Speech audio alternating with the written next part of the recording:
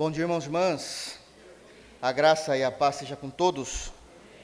Quero convidar os irmãos a abrirem a Bíblia no Evangelho segundo Mateus, capítulo 5. Evangelho segundo Mateus, capítulo 5, nós iremos expor hoje, com a graça de Jesus e com a permissão de Deus, os versículos de número 4 a 6. Vamos tentar. Os versículos de número 4 a 6. Então, Evangelho segundo Mateus, capítulo 5, dos versículos de número 4 a 6. Amém? Diz assim o texto, palavras de Jesus, escritas por Mateus, orientado pelo Espírito. Bem-aventurados os que choram, porque serão consolados. Bem-aventurados os mansos, porque herdarão a terra. Bem-aventurados os que têm fome e sede de justiça, porque serão fartos. Amém? Feche teus olhos, vamos orar ao Senhor. Obrigado, Senhor Deus, porque é por meio de Jesus Cristo e unicamente por meio de Jesus que nós conseguimos nos reunir ante a Tua presença e sermos aceitos por Ti. Obrigado, Deus, pela Tua palavra que é viva, inerrante e eficaz em nossos corações. Muda, Deus, transforma as nossas vidas, reconstrói e modela, Pai, por meio da obra do Teu Espírito Santo. Nos ajuda a entender, Pai, com profundidade teológica, mas também com prática de fé, tudo aquilo que nós temos aprendido através desse sermão. Nos ajuda, Senhor Deus, a sermos mais parecidos com Jesus. Me permita, Pai, que eu consiga, de forma didática, expor, Pai, tudo aquilo que está na Tua palavra nesse texto, de tal maneira que Teu Espírito Santo também possa trabalhar no coração dos Teus filhos e possam ser transformados pela Tua palavra. Essa é a nossa oração, no santo nome de Jesus. Amém. Amém, irmãos? Antes de iniciarmos aqui o texto, somente algumas considerações importantes, que eu já falei na semana passada, mas é bom relembrar para que a gente possa seguir, de fato, esse mesmo caminho, essa mesma estrada que estamos pegando aqui no Sermão de Cristo. Nós já sabemos que do capítulo 1 até o capítulo de número 4 do Evangelho de Mateus, já falado nos sermões anteriores, é uma narrativa a respeito da vida de Cristo, da pessoa de Cristo, de seu ministério.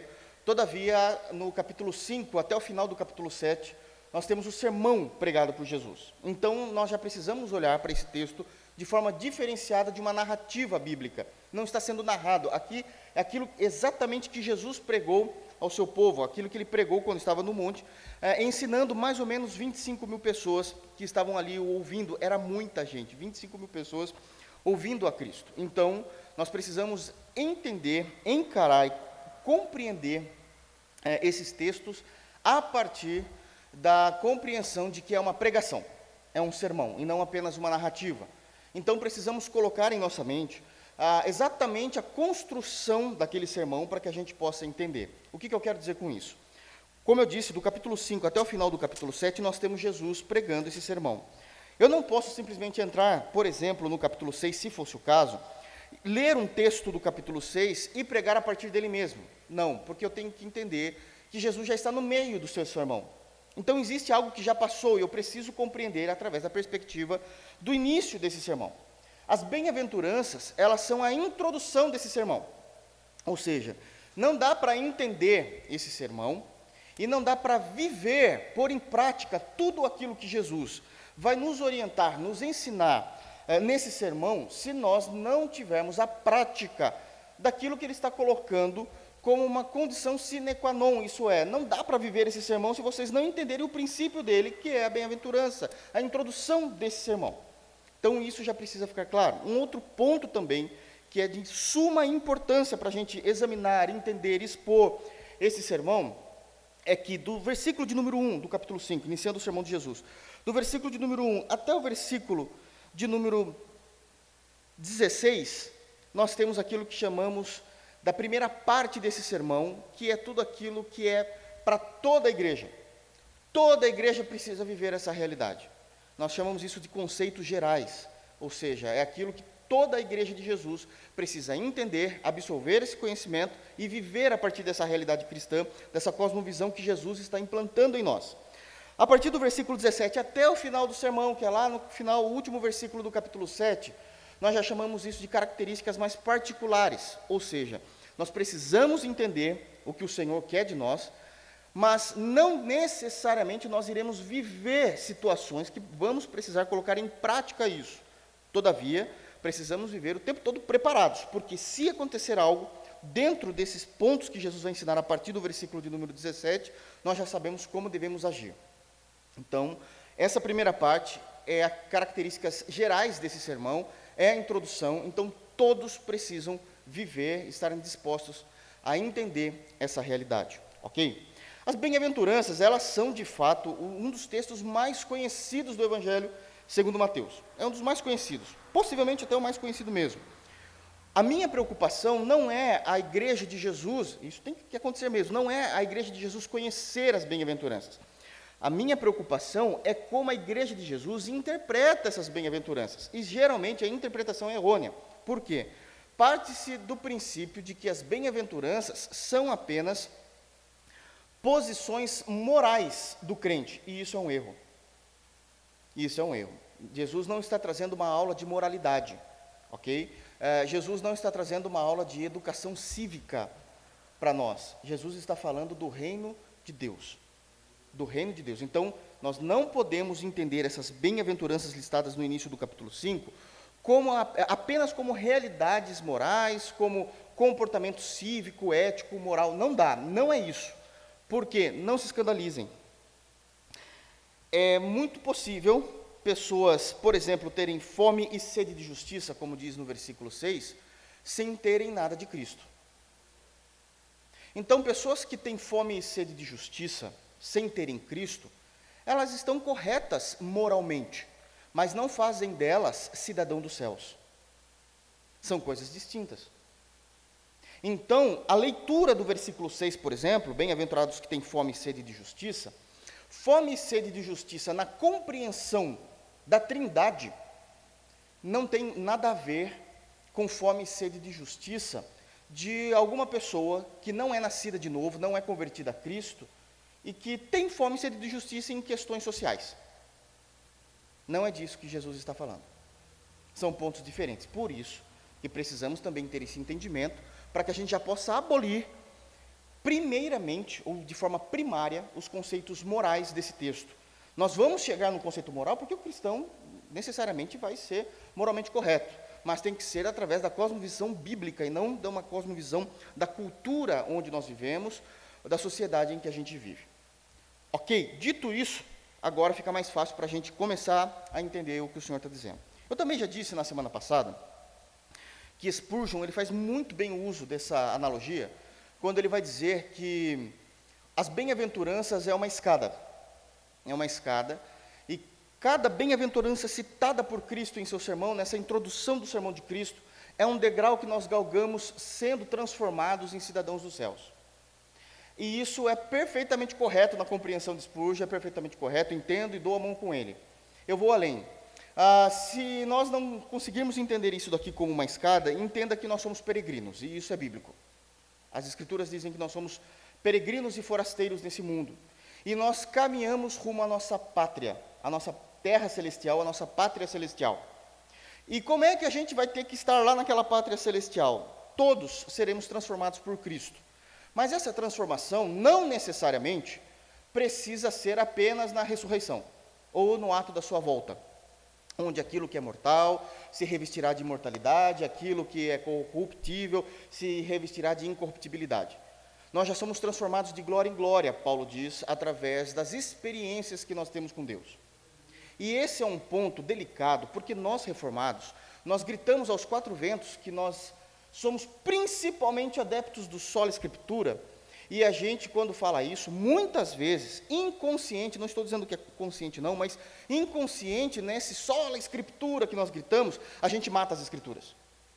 Como se as escrituras fosse uma faculdade acadêmica e não houvesse vida e fervor do Espírito Santo surgindo dela aos nossos corações. E esse é um perigo do nosso meio, especificamente do nosso meio. Por que eu estou dizendo isso? Porque as bem-aventuranças, todas elas vão conculminar, elas vão terminar com uma bênção milagrosa e experimental da parte de Deus como promessa. Todas elas. Basta lá, veja o versículo 3 que a gente já pregou na semana passada. Bem-aventurados os humildes de espírito. E trouxemos aqui toda a estrutura do que significa uma bem-aventurança. Nós já falamos disso, não vou conseguir falar de novo. Então, o que significa de fato bem-aventurança? Quais são os pilares teológicos que nós precisamos entender essa bem-aventurança? O que significa esse humilde, que também pode ser traduzido como pobre, em quais condições de espírito? Mas existe uma bênção de Deus. Essa bênção, ela é experimentada. Não é uma bênção teológica, não é uma bênção que eu só sei citar, que eu posso discorrer disso com páginas e páginas. Sim, dá para discorrer, mas isso é vivido. Isso é vivido. Qual é essa bênção que finaliza essa bem-aventurança do versículo 3? Porque deles é o reino dos céus. E existe então uma experiência viva, cheia do Espírito Santo, no poder da palavra, do crente vivendo essa realidade. Porque senão nós iremos ficar mortos nas Escrituras, que a gente tanto grita, somente as Escrituras, e as Escrituras estão dizendo, é verdade, é somente eu mesmo, mas eu tenho bênçãos de Deus para vocês, e vocês não estão entendendo. E isso não pode acontecer. Então nós precisamos ler com temor, porque este é um sermão vivo de Cristo aos nossos corações, e não somente uma lista acadêmica do que devemos defender de forma apologética. Ok, irmãos? Deu para entender mesmo? Posso dar uma de Pilatos aqui? Amém? Vamos lá? Então, versículo de número 4, somente esse por hora, diz o seguinte: nós vamos para mais um degrau dessa escada que Spurgeon vai dizer de forma ilustrativa, ou então, como eu estava dizendo, de forma de sermos peregrinos e forasteiros. Nós estamos nessa estrada indo para a nossa Canaã celestial, para a nossa pátria celestial, nossa cidade que não é construída por mãos humanas, mas firmadas em Deus, como diz o autor aos Hebreus. E é como se a gente fosse alcançando, a cada limite dessa estrada, uma maturidade cristã. E nós vamos sendo transformados nessas bem-aventuranças. Eu preciso que vocês tragam à memória que tudo isso já está acontecendo no crente, na introdução do sermão. Então, vocês já imaginam o que acontece quando entramos no corpo do sermão. Na introdução do sermão de Jesus, ele já está nos transformando. E todas elas estão em ordem, necessariamente na ordem que devem acontecer. E os irmãos vão começar a entender isso melhor conforme as exposições. Então, a primeira foi versículo 3, nós já falamos disso, bem-aventurados os humildes de espírito, porque deles é o reino dos céus. Versículo 4, o segundo ponto, o segundo degrau, o segundo ponto ali daquela estrada que estamos caminhando, bem-aventurados os que choram, porque serão consolados. Já falamos dessa bem-aventurança, que é uma atitude da soberania de Deus nesse primeiro pilar, e provamos isso nas Escrituras e também do nosso comportamento, uma vez que recebemos essa graça divina de conhecermos a Cristo. Mas essa questão dos bem-aventurados que choram é um ponto seríssimo, Na verdade, poderíamos traduzir esse texto do versículo 4, dizendo assim: bem-aventurados ou felizes realmente são os que são tristes, os que estão desesperados, porque eles serão consolados. E isso já é andar na contramão do mundo, porque o mundo nos ensina e prega o hedonismo, que é nós vivemos para o nosso prazer, nós vivemos de acordo com aquilo que irá nos satisfazer, e Jesus já vai quebrar essa compreensão, e vai dizer não, um cidadão do céu não vive assim. Mas também Jesus não está pregando aqui, já de início, a tristeza, porque é algo extremamente específico do que Cristo está dizendo. A palavra grega que nós temos aqui, quando se fala de choro, e isso aqui é importante, não tem como nós fugirmos do original, senão a gente não tem uma exegese correta do que o texto está dizendo, uma interpretação correta do que o texto está dizendo, é que esse choro é um pranto de desespero daqueles que entenderam quem é Cristo. Aliás, a palavra aqui é pantontes, e aqui eu preciso explicar algo importante para os irmãos, muito importante. Prestem bem atenção nisso, que isso vai valer para todas as bem-aventuranças. Na língua portuguesa, isso aqui está escrito, então a gente precisa entender o seguinte, que na língua portuguesa, quando a gente quer qualificar a intensidade de uma qualificação, geralmente a gente usa aquilo que na língua portuguesa chamamos de superlativo da palavra. Então, é mais ou menos assim: um monte uma montanha é alto. A gente já entendeu o que isso quer dizer. A montanha ali é alta, é a qualificação. Mas existe a intensidade da palavra no português que nós utilizamos para expressar o máximo daquilo que ela quer dizer. Isso é o superlativo na língua portuguesa. Então a gente fala assim, esse monte é altíssimo. É o máximo que a língua portuguesa hoje tem e constrói dentro de uma gramática correta para intensificar o máximo daquela qualidade. É altíssimo. Olha, sei lá, algo é grande, é grandíssimo. Então a gente está expondo o máximo dessa intensidade. Na língua grega, irmãos, até existe de forma muito rasa, não é a ideia da língua ter o superlativo.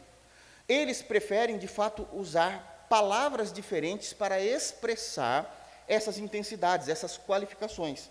São palavras diferentes mesmo, e nem se parecem.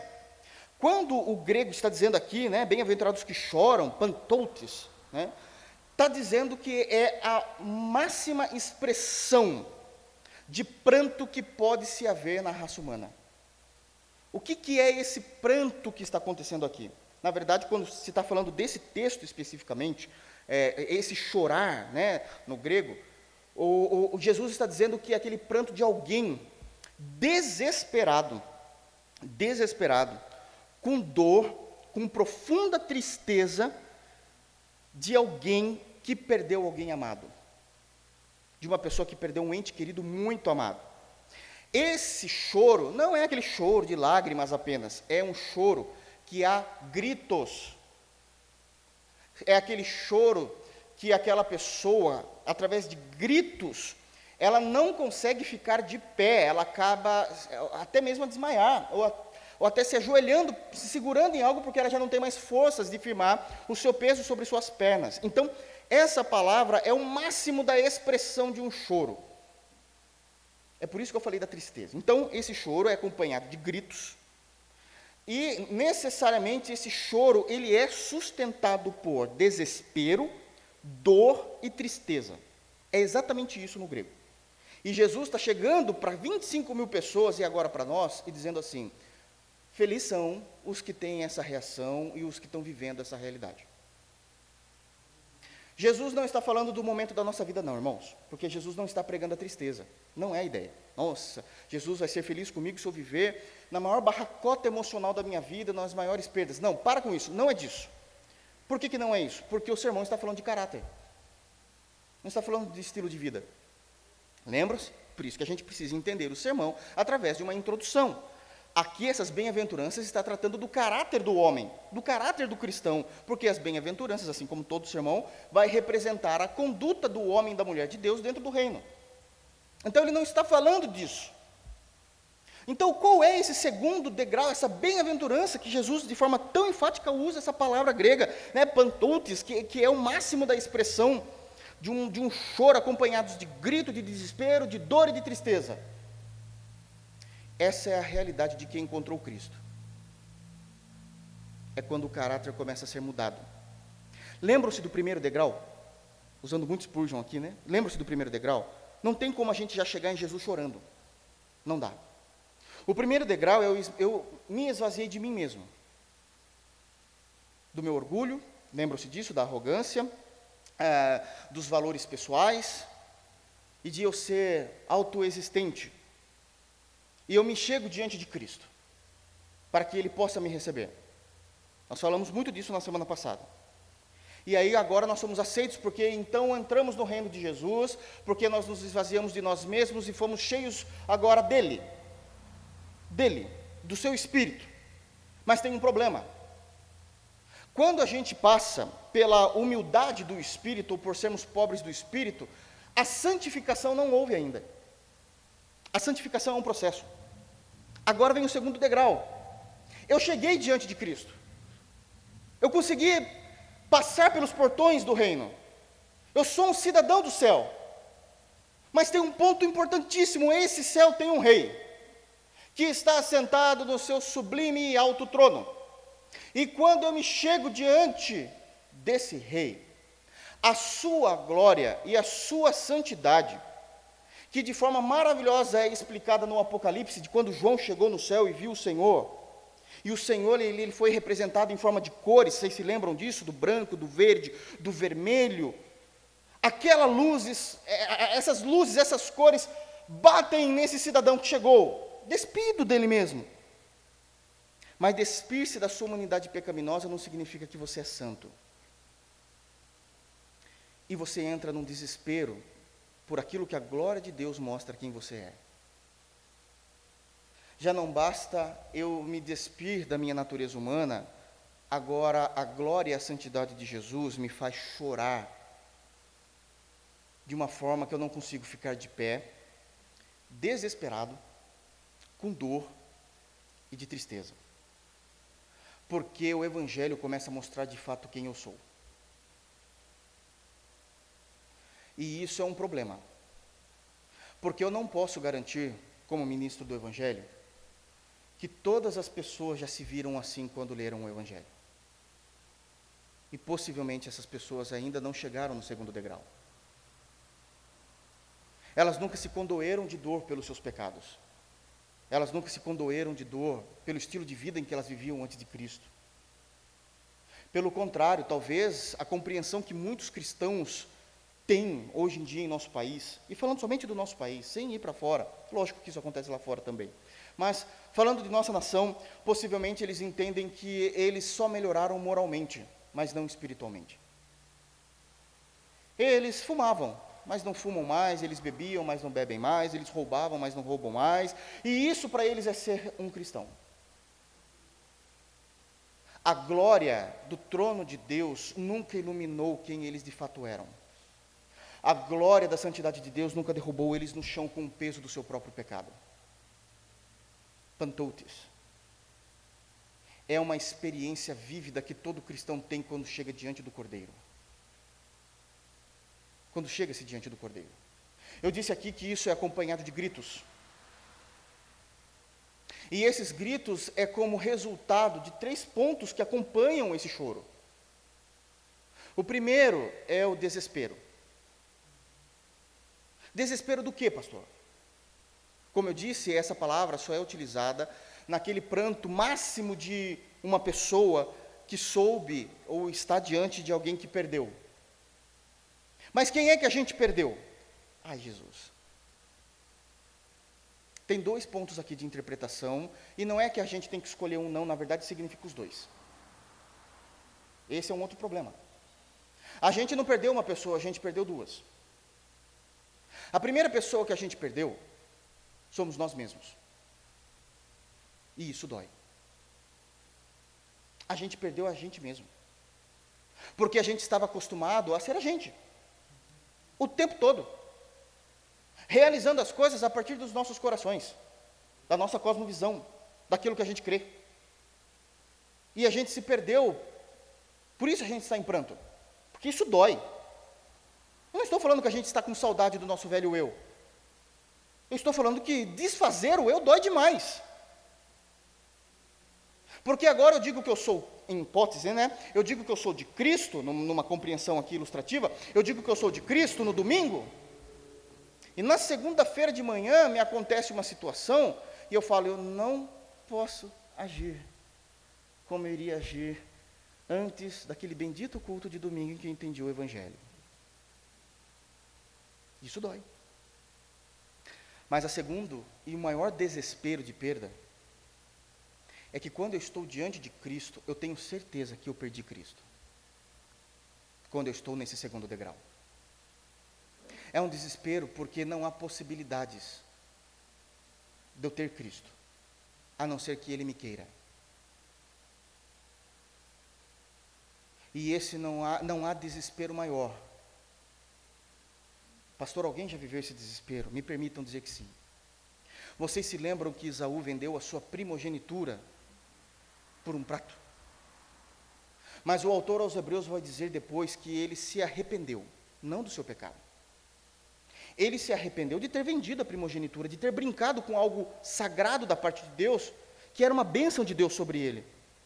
E é dito que ele foi com choro e arrependimento diante de Deus. O autor aos Hebreus diz isso. E não houve lugar para ele diante de Deus. Isso é o desespero. Isso é um pantutes. Nós estamos diante do Cristo, entramos nos portões celestiais, entendemos que fazemos parte de uma nova comunidade, a igreja de Jesus, percebam como isso é importante, mas quando eu estou diante de Cristo, eu sei que eu não consigo ter Cristo. Olha quem esse homem é, olha quem eu sou. E esse é o desespero que me traz esse choro terrível, acompanhado de gritos. Não somente isso, mas também acompanhado da dor. Eu falei de desespero, dor e tristeza. E da dor. Por que é que essa dor é tão imensa? Por que essa dor é tão imensa? Porque não há esperança. É assim que muitas vezes o ser humano, com todo respeito, sem dúvida alguma, né, e sem querer lidar com isso, agora no momento, mas é exatamente dessa forma que muito ser humano lida com a perda, com o luto, né, com o luto. Qual é a maior dor? Que amanhã de manhã, essa pessoa que eu tanto amo, não estará do meu lado. Porque não tem mais o que fazer. Não, mas veja bem, na melhor das hipóteses, essa pessoa é cristã, viveu a sua vida para a glória de Deus. Não tem argumentos que nos faça não acreditar que ela já não está feliz com o Senhor. Não importa, eu não tenho ela. Isso acontece. Eu não tenho ela. Saindo até mesmo do raciocínio de que quando a gente se encontrar com ela, vai ser uma bênção sem medida e alegria sem fim, é o que o Apocalipse diz, mas as condições sociais são diferentes. Eu já disse aqui, né, de eu já ter visto algumas vezes, sem julgar, mas né, é bíblico.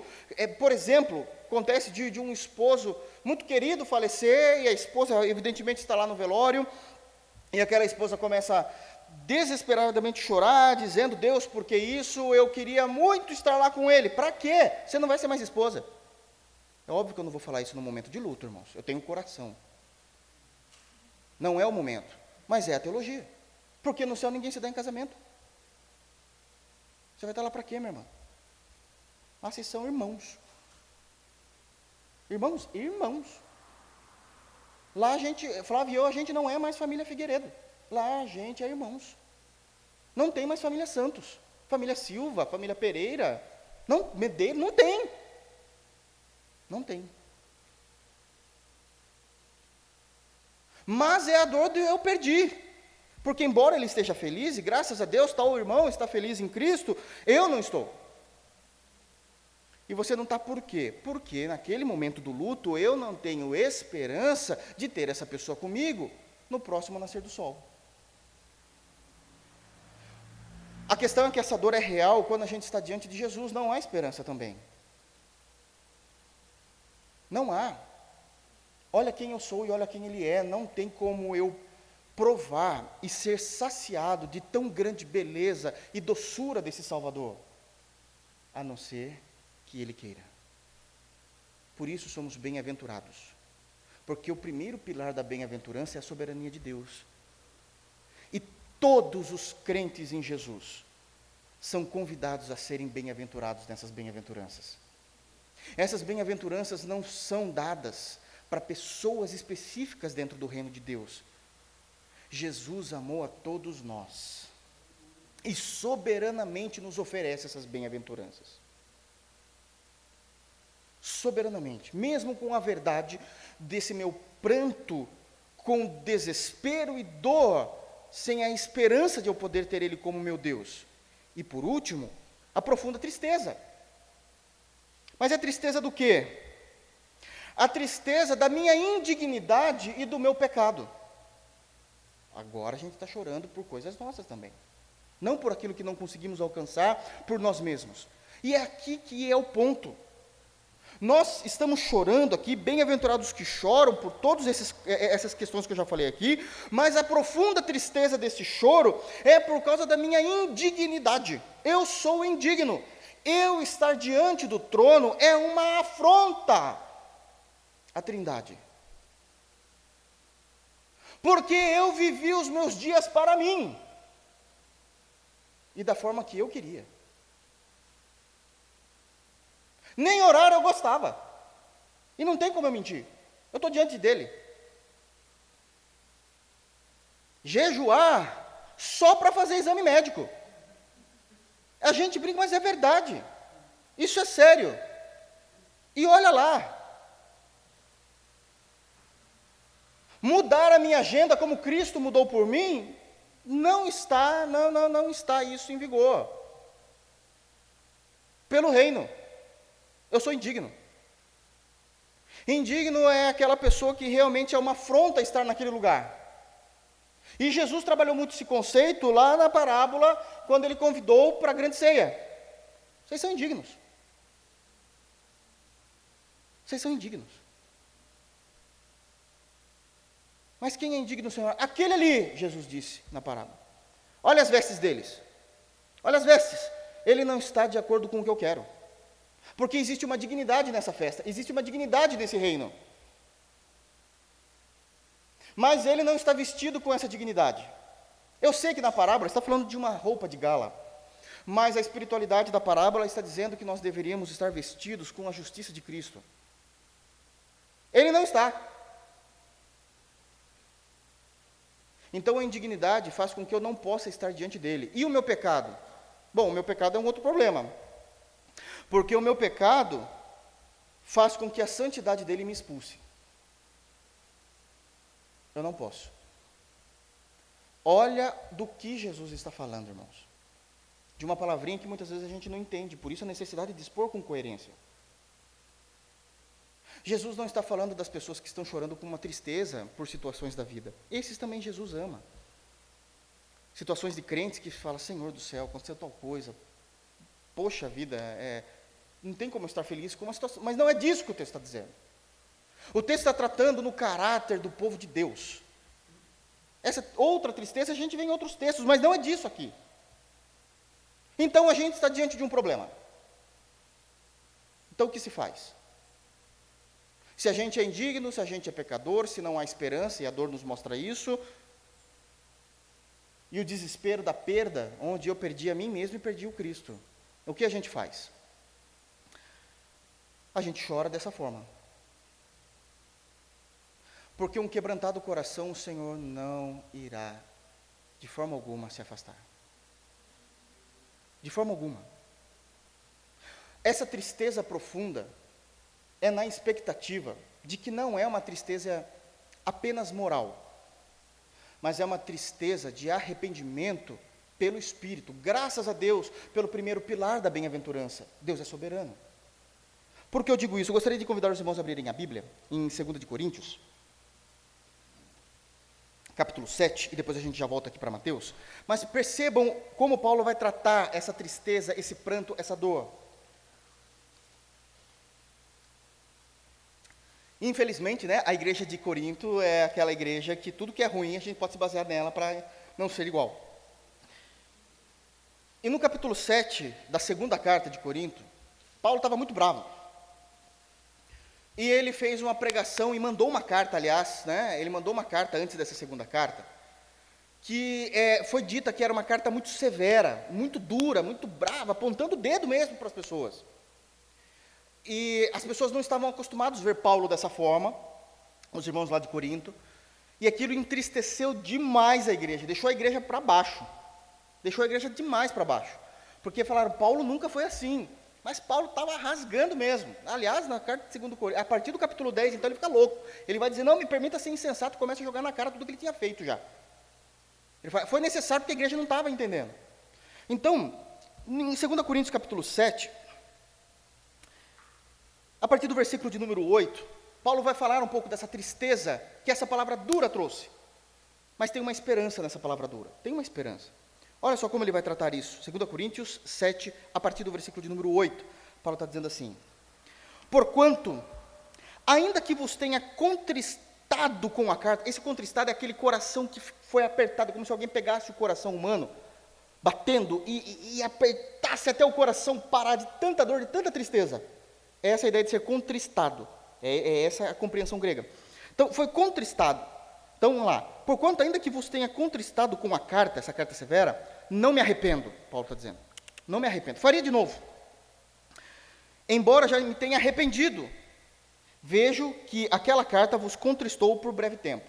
O único arrependimento que Paulo teve é dele não ter sido mais duro, porque parece que essa contristação deveria ter durado um pouquinho mais, mas foi breve, né? Agora, versículo 9, agora me alegro, não porque fostes contristados, eu não estou feliz com a sua tristeza, mas porque fostes contristados para arrependimento. Olha, aqui mudou tudo. Eu não queria ver vocês tristes por estarem tristes apenas. Eu queria que vocês entendessem de fato o que vocês estavam cometendo e se arrependessem dos seus pecados. Pois fostes contristados segundo Deus. Deus trouxe a tristeza ao coração deles, a soberania do primeiro pilar que nós falamos na semana passada. Se tornaram bem-aventurados por isso. Se tornaram pobres de espírito, para que pudessem estar no reino. Ele continua. Para que de nossa parte, nenhum dano sofresseis. Está falando da disciplina, né? Porque, percebam aqui como Paulo vai dividir agora as coisas. A moral e a espiritual. Porque a tristeza, segundo Deus, a tristeza que Deus coloca no coração do ser humano, produz arrependimento para a salvação, que a ninguém traz pesar, mas a tristeza do mundo produz morte. Ele está qualificando isso. Esse choro, bem-aventurados que choram, esse choro é aquele choro que o Espírito coloca no seu coração. Está vendo como é experimental? Não é algo acadêmico apenas, irmãos. Que vocês chorem pelo desespero de vocês saberem diante de quem vocês estão.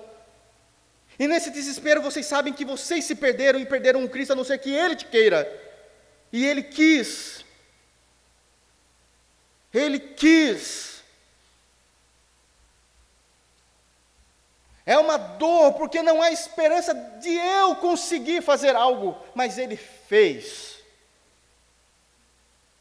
Ele fez.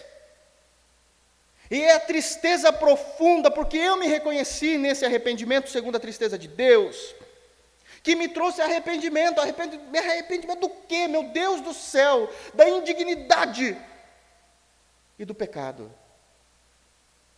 E isso me trouxe salvação. A salvação chegou até mim.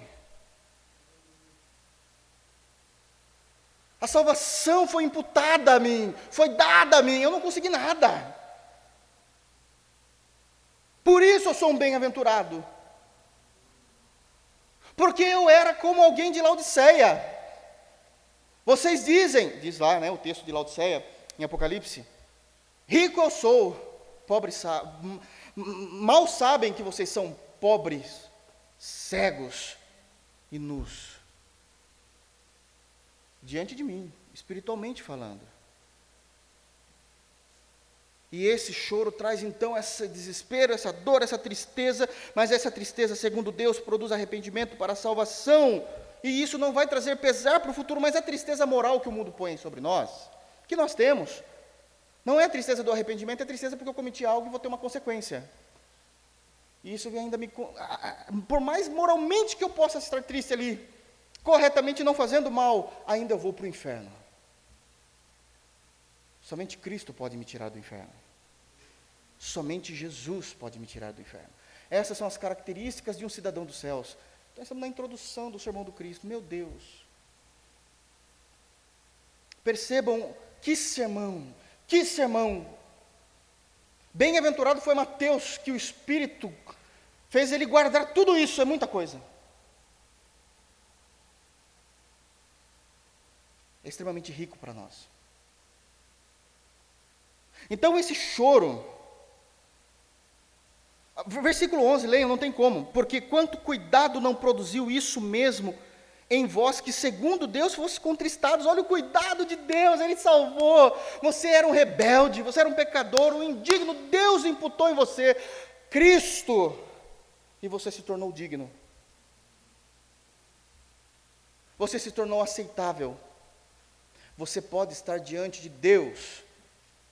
O autor aos Hebreus rasga isso com uma alegria muito grande, no capítulo 4, e diz assim: acheguemo-nos, pois, então, com confiança diante do trono da graça, porque no tempo oportuno seremos ouvidos e ajudados. O véu se rasgou e a gente entrou,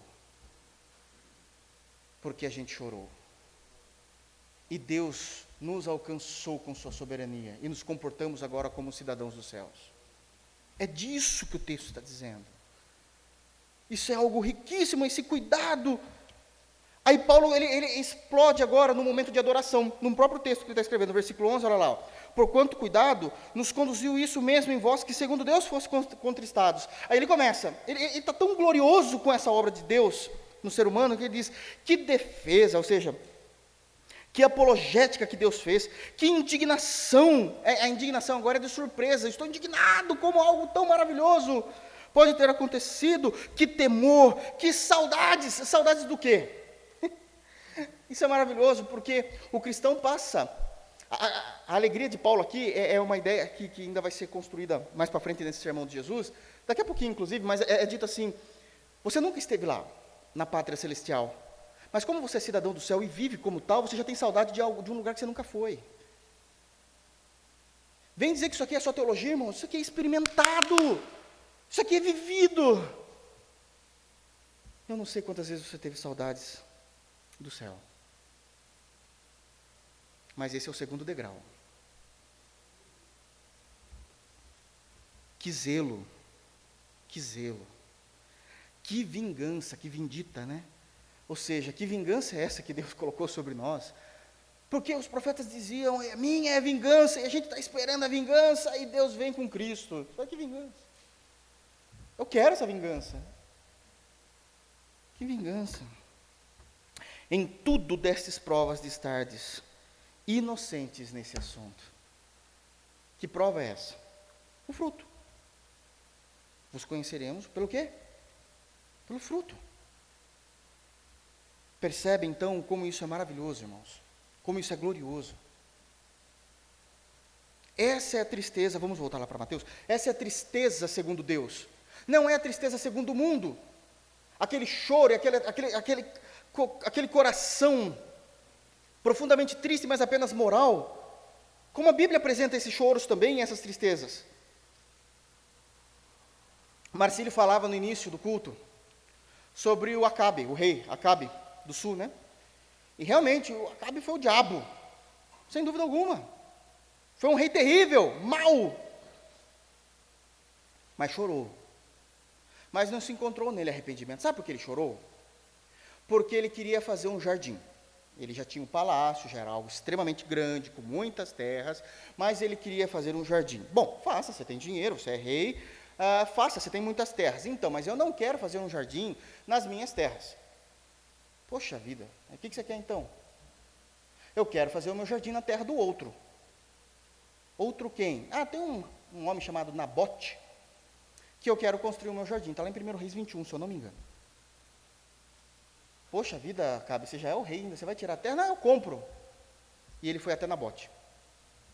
E quando ele chegou lá, ele ofereceu um dinheiro para Nabote, falou, olha, me dá essa terra, sabe como que é rei falando, né? Me dá essa terra, você quer um tanto aí, tô aí para você se virar, porque aquela terra também produzia alguma coisa para Nabote viver como família, então está aqui para você se virar.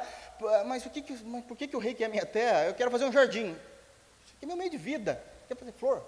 Você já tem lugar para fazer flor. E eu não posso vender, rei. Como você não pode vender? É seu? É porque aqui a questão não é dinheiro, rei. A questão é que essa terra é da minha família, então tem um peso emocional. Toda a minha família passada, todos os meus ancestrais viveram dessa terra, eu vivo dessa terra, meus filhos vão viver dessa terra, porque a gente não tem dinheiro para comprar outra terra. Sabe como que o governo negocia, né? Sempre pagar o menor valor. É assim que o governo tem dinheiro. Então o rei está dando, você não vai conseguir comprar uma terra igual. E outra, terra que é boa, jogou semente e nasce. Aí Acabe voltou para o palácio, entrou no seu quarto e chorou, olha que dó. Chorou. Aí entrou a esposa dele, que também não tinha nada de Deus, Jezabel. E falou assim, não, literal, Jezabel, a esposa de Acabe. Falou assim, por que você está chorando, homem? Ela era meio grossona, assim, meio. O final dela foi lindo também, mas, por que você está chorando? Ele falou assim, porque eu queria construir um jardim, é um Kiko, não é? Eu queria construir um jardim, E Nabote não vendeu para mim. E ele começou a chorar. Não é esse choro que Deus está dizendo por algo que a gente não conseguiu. Porque às vezes a gente é igual a Acabe, irmãos. Mas eu queria tanto aquilo e eu não tenho. Meu irmão, eu sei. Então vamos tentar outra coisa. Não deu, não deu. Eu sei o quanto é triste, eu sei o quanto tem a sua dor emocional. Não estou me desfazendo da sua dor emocional, mas não dá, não é esse choro. Que vai, nossa, ó, Deus vai ficar. Não, não é. É esse choro que vai fazer com que o Senhor chegue até nós. Só resumindo a história, Jezabel falou assim, tá, deixa comigo. Convocou um jejum de adoração ao nosso Deus mesmo, em todo o sul. E contratou 2 capangas para falarem assim, Nabote não jejuou e ainda falou mal contra Deus.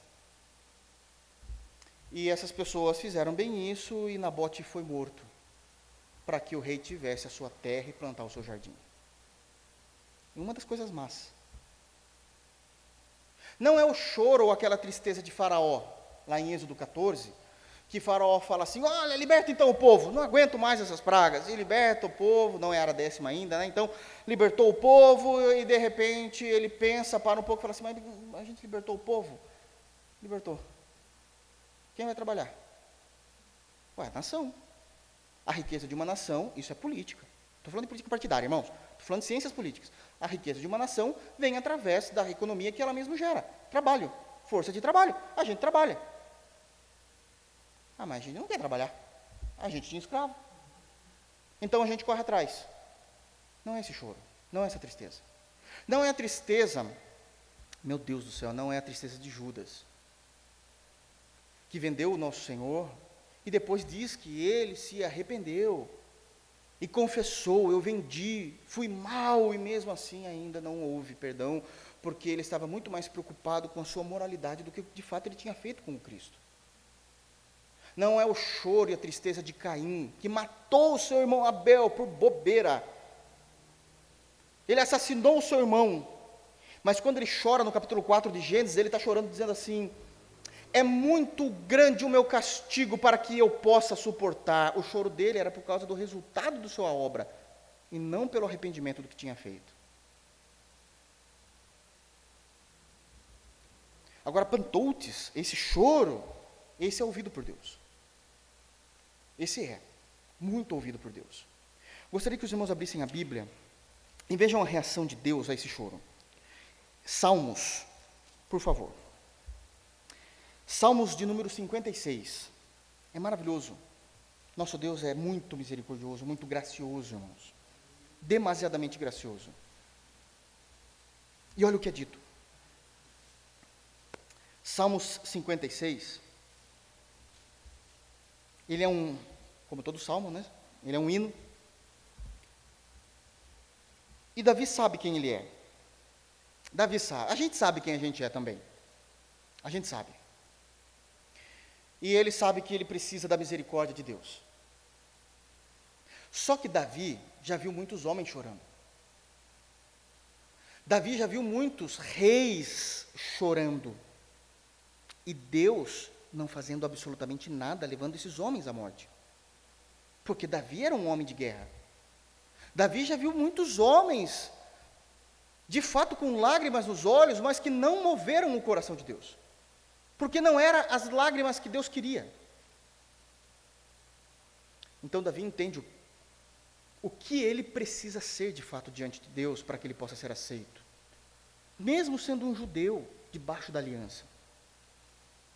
E ele começa no versículo 1 dizendo, tem misericórdia de mim, ó Deus. E ele vai expor aqui algumas coisas extremamente grandes. E no versículo de número 8, pulando já para o versículo de número 8, ele vai dizer o seguinte, como Deus já tinha, qual a experiência que ele já tinha vivido com Deus. Ele vai lembrar Deus nesse cântico, dizendo, o Senhor já fez isso por mim. Era mais ou menos dizer assim, faz de novo, por misericórdia, tenha misericórdia.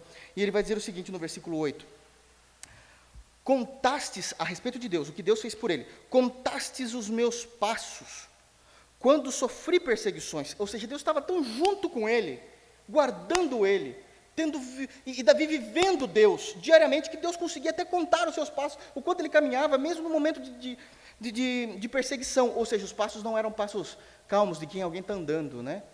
É alguém que está correndo, com medo, tentando se esconder, e mesmo assim Deus conseguia contar sem perder, para você ver o nível de aproximação. Aí ele diz assim: recolhestes as minhas lágrimas no teu odre, não estão elas escritas no teu livro?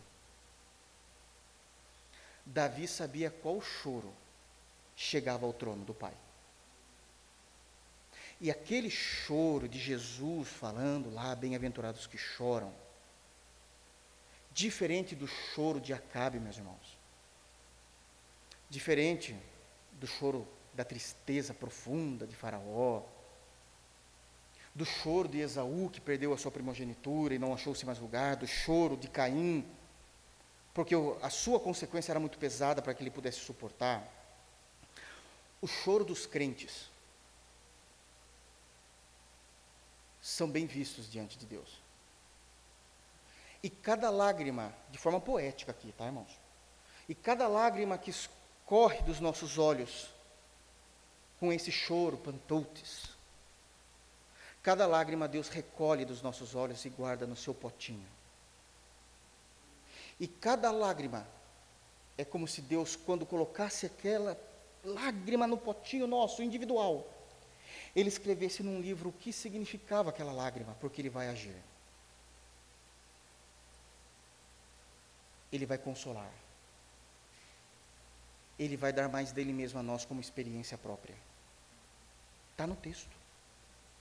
E a gente precisa viver essa verdade. Deus guarda cada uma de nossas lágrimas. E cada lágrima tem uma definição no caderninho de anotação de Deus, do que ela significa, e como Deus vai agir.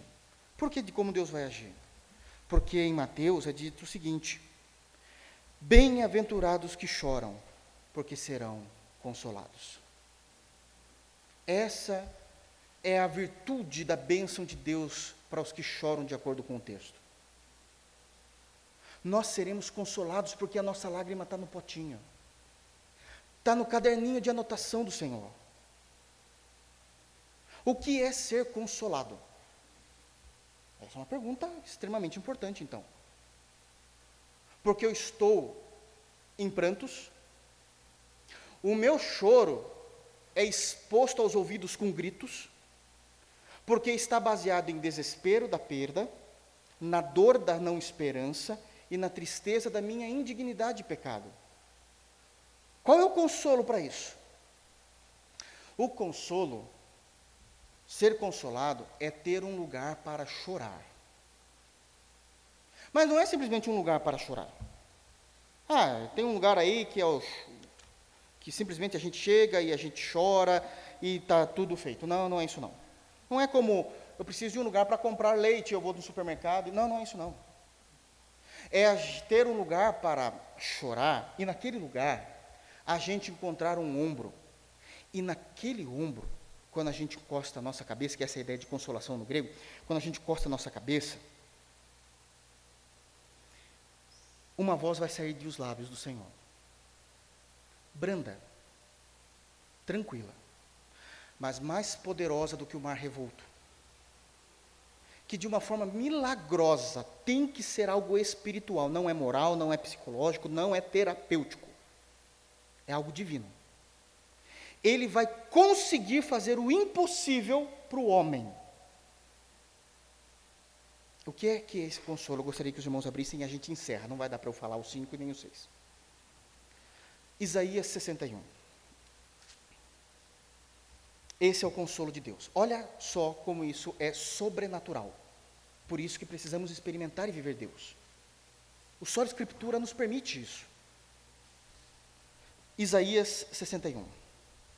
No versículo de número 1, lá em Isaías 61, é dito que o Espírito Santo do Senhor ungiu o Jesus homem, para que ele de fato fosse o Messias e o Cristo. Já falamos isso no batismo, lembram-se disso? Amém, irmãos? Mateus capítulo 3. Então, diz o seguinte: o Espírito do Senhor Deus está sobre mim, porque o Senhor me ungiu para pregar as boas novas aos quebrantados. Até aqui é a narrativa do capítulo 1 até o capítulo 4 de Mateus. Enviou-me para curar os quebrantados de coração, proclamar libertação aos cativos e pôr em liberdade os algemados. Ok, isso é o ministério de Jesus. Mas não é o consolo. São coisas diferentes. Agora vai entrar o consolo. Apregoar o ano aceitável do Senhor e o dia da vingança do nosso Deus. Então ele vai pregar a salvação, mas vai pregar o inferno também. E consolar, agora entra. Todos os que choram. Qual é esse consolo? É ter um lugar para chorar. É encostar a minha cabeça diante do ombro do Deus Pai e vamos ouvir uma voz. E a voz dele vai fazer o quê? Com o meu sofrimento de desespero, dor e tristeza. Versículo 3. Eu vou colocar sobre vocês, nós somos a Sião da nova aliança. O povo de Deus, a igreja. Os que estão de luto, uma coroa, em vez de cinzas. Óleo de alegria, em vez de pranto. Pantoutes. É que pantoutes é grego, aqui está no hebraico, mas como é que faz isso? Pastor, como é que isso acontece? Eu tenho uma resposta extremamente exegética para vocês. Eu não sei. Só Deus consegue fazer isso.